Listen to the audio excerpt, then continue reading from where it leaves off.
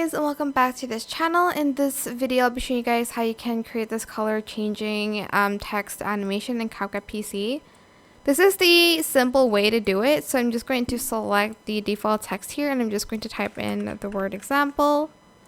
I'm also going to change the font here as well, and I might go to animation and add in like a loop animation to it just to add more pizzazz, I guess. Let's see, which one do I want? I might do the random flash one. Then I'm going to right click and I'm going to select create compound clip and on this text go to effect, type in the colorful,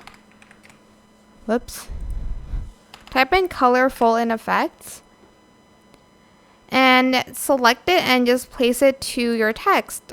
You can't really adjust the, can you actually? No, you can't change the colors, but you can do it if you want to do this manually, but this is just the easier way and faster way to do it.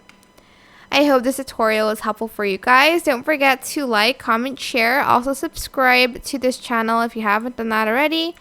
If you have any more questions, leave it in the comment section down below. I will try my best to answer them all for you guys.